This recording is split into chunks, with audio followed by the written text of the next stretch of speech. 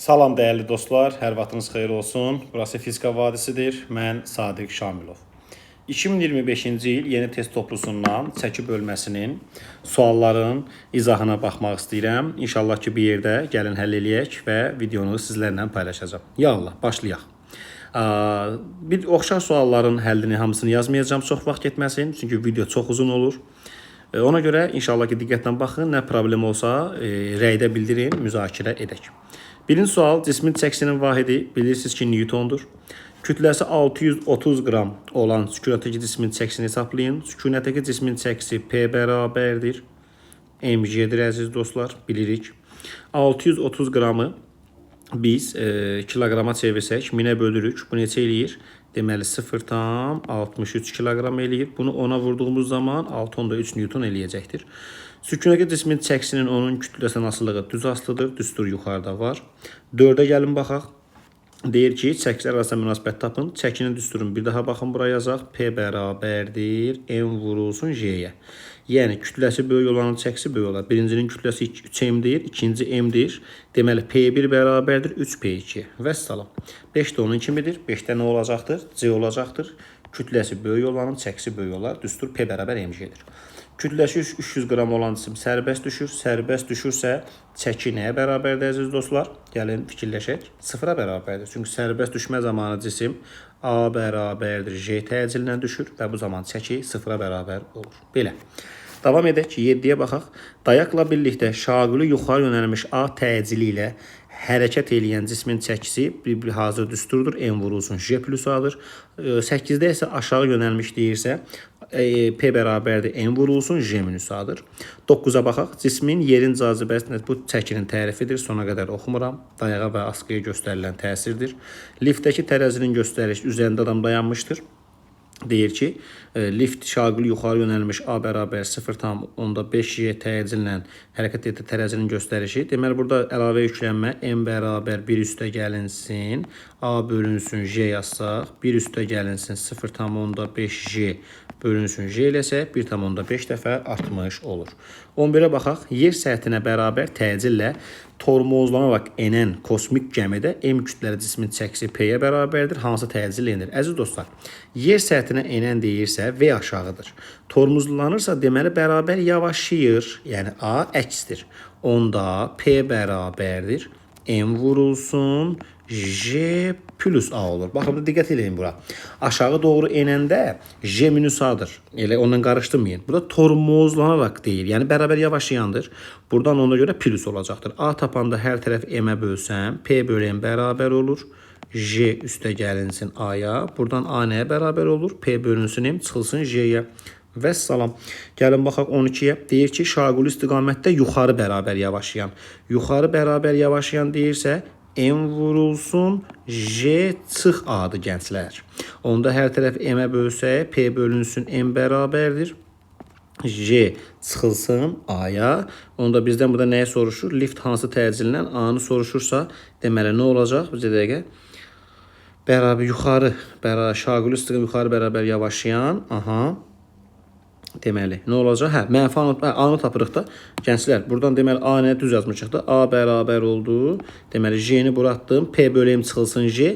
Mənfiyə vursam, J çıxılsın P bölünsün M olacaqdır. Vəssalam. 13'ə gəlin baxaq. Deyir ki, sərbəst düşür. İkincinin birinciyə göstərdiyi təsir qüvvəsi çəkidir. Sıfıra bərabərdir. 14 də eynisidir. 15'ə baxaq. Cismin çəkisini deyir ki, nə ilə ölçmək olur? Dinometrlə, çünki qüvvədir. Sükunətdə olan cismin kütləsi 2 dəfə artırsa, çəkinin düsturunu gəlin bir daha yazaq ki, gözümüzün önündə dursun. Kütlə 2 dəfə artırsa, çəki neyniyir? O da 2 dəfə artır gənclər. 17'yə gəlin baxaq. Hansı hərəkətdə cismin çəkisi sükunətdən böyük olur? Bu aydın məsələdir ki, şaquli yuxarı yönəlmiş. Bəli, şaquli yuxarı yönəlmiş hərəkətdə çəkinin düsturu nə olur? M vurulsun J plus A olur. Məsələn, üfüqi istiqamətdə bərabər sürətdə MG-dir. Aşağı yönəlmişdə M vurulsun J minus A-dır. Yuxarı bərabər sürətdə də MG-dir. Bərabər sürətdə hərəkətdə ümumiyyətlə A0 olur deyə çəki MG-yə bərabər olur. 18'ə gəl baxaq. Deyir, hansı halda çəkisizlik şəraitində olur? Sərbəst düşmədə. Dostlar, artıq 19-20'ni özünüz eləyə bilərsiniz. Hamısının düsturu bəllidir. P bərabərdir, mg'dir. Sadəcə bu milli Newtona və qrama fikir verin. 21'ə baxaq. nə deyir? Xəttkeş əyilir, cismin tərəfindən xəttkeşə hansı qüvvə təsir edir? Çəki. 22-də sükunətdəki çəkisinin onun həcmindən asılı qrafikini soruşur. B bəndi niyə? Çəkinin düsturu P bərabərdir mg'yə. M'in də düsturu rho vurulsun V'dir. Yerinə yazdığımız zaman nə oldu? Rho V J. Deməli çəki həcmlə necə asılı oldu? Düz asılı oldu. Sükunətdəki cismin çəkisinin onun sıxlığından asılılığı düz asılıdır. Bayaqki düsturu var. Baxın bu rho V J. Gördünüzmü? Baxın rhodan və V'dən düz asılıdır. 24-də gəlin baxaq. Maraqlı suala bənzəyir. Deyir ki, cisim dayaqla birlikdə A1 təcili ilə şaquli yuxarı hərəkət elətdikdə çəki 3 dəfə artır. A2 təcili ilə şaquli aşağı hərəkət elədikdə isə çəki 3 dəfə azalır. A1 bölü A2-ni. Baxın, A1 ilə yuxarı doğru gedir. A1 ilə yuxarı doğru gedirsə, M vurulsun J plus A1 bərabərdir. 3 dəfə artır. 3 dəfə artırsa mən buna yazaram nə? 3 mg. İndi baxın, nə deyir sonra? A2 təcildən aşağı doğru gələndə onda olur M vurulsun J çıxılsın A2 bərabərdir. 3 dəfə azalır. 3 dəfə azalırsa çəki mg bölü 3 yazaram. Baxın, bu sistemdən nə eləməliyik? M'lər getdi. Deməli, birincidən nə oldu? A1 üstə gəlinsin J bərabərdir 3J'yə. Buradan A1 nəyə bərabər oldu? 2J'yə. İkincidə də M'lər ixtisar gedir. Qalır J minus A2 bərabər J bölü 3'ə. Buradan deməli A2 nəyə bərabər oldu əziz dostlar? J'dən J bölünsün 3'ü çıxanda nə qaldı? 2J bölü 3. İndi A1'i tapdım. Deməli A2'ni tapdım gənclər. İndi nədir soruşdu bizdən? A1 bölünsün A2. Yəni A1 2J'dir. Bunu böləndə 2J bölü 3'ə. Bunun tərsinə vururuq deyə 3 qalır. Və salam. 25-də fikir verirsinizsə eynisidir. 26-ya baxaq. Şaquli aşağı yönəlmiş 8 metr bölü saniyə kvadrat təcillə hərəkət edirsə, çəki 36 Newtondursa kütləni tap. Tamamdır. Aşağı yönəlmiş deyirsə düsturumuz nə idi? M vurulsun J çıxa. Deməli çəkini verib 36, M soruşur, J'ni verib 10, A-nı verib 8. Buradan M neçə eləyəcəkdir? 18 eləyəcəkdir əziz dostlar. Bu arada 24 yəqin ki tam aydın oldu. Bir daha deyim. Deməli M vurulsun J plus A1. Niyə yazdım? Çünki birinci A1-dən yuxarı doğru gedir. Niyə ikincidə J minus A2 yazdım? Çünki aşağı doğru gəlir. Birincidə çəki 3 dəfə artıbsa 3 mg yazıram. İkincidə azalıb deyir axı mg bölü 3 yazıram. Və salam. 27-yə baxaq gənclər. Deyir ki 6 metr bölü saniyə kvadrat təcillə hərəkət edən cismin çəkisi 32 Newtondur.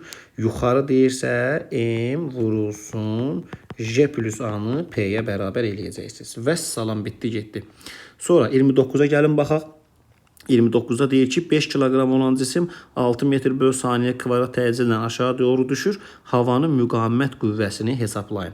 Baxın, indi baxın bu cisim aşağı doğru belə düşür, düzdürmü? İndi burada aşağı doğru nə var? 1 mg var. Havanın müqavimət qüvvəsi hərəkətin əksinədir, düzdür? Aşağı doğru düşürsə nə yazırıq? mg çıxılsın F müqavimət nəyə bərabərdir? M A-ya bərabərdir. Əla. İndi M-i verib bizə 5, J-ni verib 10. Müqaviməti soruşur. M5 təcil neçədir burada? 6-dır. Və salam, deməli 50 çıxılsın F müqavimət bərabərdir 30-a. Onda buradan F müqavimət neçə elədi? 20 Newton eləmiş oldu. Baxın bu tənliyi bizə dəqiqə geri gəlsin. Bu tənliyi yazsanız sual həll olur. Mg aşağı, F müqavimət yuxarı. Ümumiyyətlə müqavimət qüvvəsi bilirsiniz ki, hər zaman hərəkətin əksinə yönəlir. Ona görə Mg aşağı düşürsə, deməli Mg qüvvəsi nə olub əziz dostlar? F müqavimət qüvvəsindən böyük olub. Ona görə Mg-dən F müqaviməti çıxıb MA-ya bərabər etdim. Əvəzləyici qüvvə tapdım. 30-a baxaq. M1 15.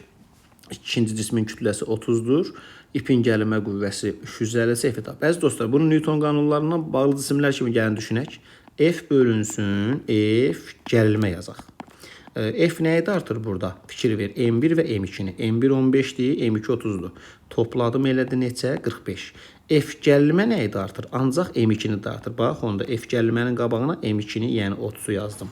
İndi F-i soruşur bizdən. F bölünsün F gəliməni verib neçə? 350 bərabər oldu nəyə? 45 bölünsün 30'a. Və salam. Buradan da deməli F-i tapası olsaq, əziz dostlar, necə eləyək? Deməli 350-ni 45'ə vurub 30'a bölməliyik. Bu da eləyəcək neçə? Deməli 525. Hətta bunu 5'ə də ixtisar eləyib rahat tapmaq olardı. Dostlar, burada sonlandıracağım. Texniki səbəbdən inşallah 30-a qədər izah elədik. Qısa zamanda bu videodan həmən sonra bu bölmənin 30-dan sonra olan sona qədər bütün sualların izahını inşallah paylaşacağım.